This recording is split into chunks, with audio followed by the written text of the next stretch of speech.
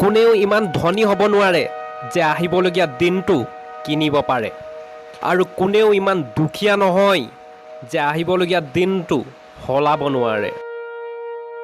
জীৱনে আপোনাক সদায় এটা এটা নতুন সুযোগ দি থাকে।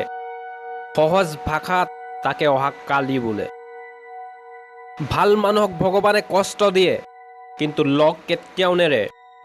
আৰু বেয়া মানুহক ভগৱানে বহুত কিবা কিবি দিয়ে, কিন্তু লগ কেতিয়াও নিদিয়ে। জীৱনত যদি কিবা হেৰুৱাবলগীয়া হয়, তেন্তে এই দুটা লাইন সদায় মনত ৰাখিবা। যি হেৰুৱালা তাত কোনো দুখ নাই, আৰু যি পাইছা সেইটো আনতকৈ কম নহয়। কোৱাৰ আগতে কথা মানুহৰ গোলাম হৈ থাকে, কিন্তু কৈ দিয়াৰ পাছত মানুহ নিজৰ কথাৰ গোলাম হৈ যায়। মোৰ ব্যক্তিত্ব আৰু মোৰ ব্যৱহাৰক কেতিয়াও নিমিলাবা, কাৰণ মোৰ ব্যক্তিত্ব মই আৰু মোৰ ব্যৱহাৰ আপোনাৰ ওপৰত নিৰ্ভৰ কৰে।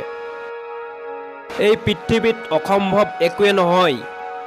আমি সেইটো কৰিব পাৰোঁ যিটো আমি ভাবিব পাৰোঁ, আৰু আমি সেইটো ভাবিব পাৰোঁ যিটো আজিলৈকে কোনেও ভবাই নাই। বন্ধু, সদায় সুখত থাকা, কিন্তু সন্তুষ্ট নহয়। ভাল ব্যক্তিত্ব মানুহৰ লগত কথা পাতি জানিব পাৰি, নহ'লে ভাল কথা ৱালবোৰতো লিখা থাকে। মানুহ নিজৰ উপাৰ্জনৰ হিচাপে দুখীয়া নহয়, নিজৰ প্ৰয়োজনৰ হিচাপে দুখীয়া।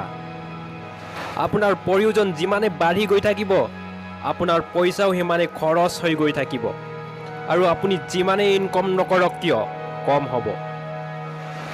যদি জীৱনত সফল হ'ব বিচাৰা, তেতিয়া পইচা সদায় নিজৰ পকেটত ৰাখিবা, মূৰত নহয়।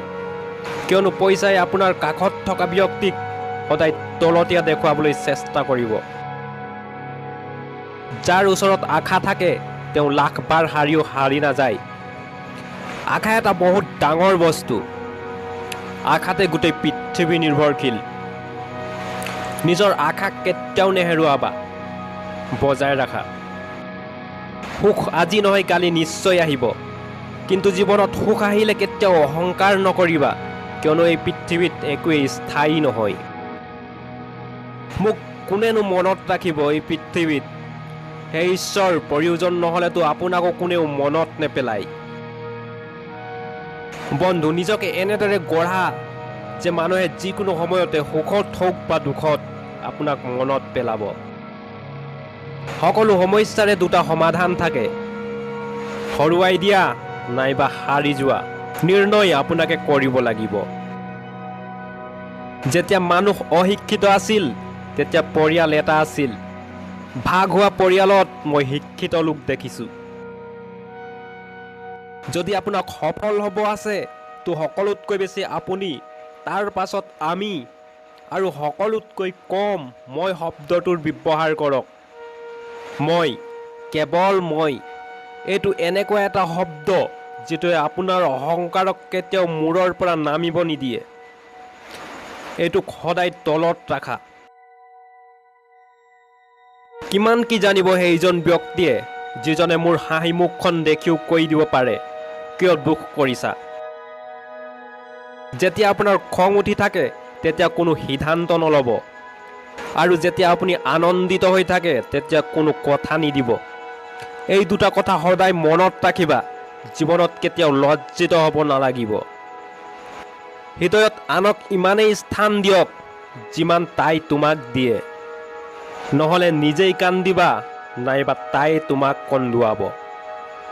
জীৱনৰ এটা ডাঙৰ বাস্তৱতা, দুখীয়াক সেইটো অট্টালিকাৰ সপোন দেখুৱাই, ধনীত যিটোক ভালকে টোপনি নাহে। ডাঙৰ ডাঙৰ কথা কোৱাতকৈ সৰু এটা কামে কৰি লোৱা।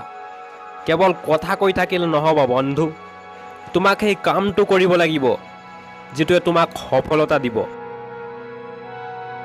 জীৱনত সেই কামটো কৰি আটাইতকৈ বেছি আনন্দিত হ'বা, কৰি ভাল লাগিব, যিটো মানুহে ক'ব তুমি নোৱাৰিবা।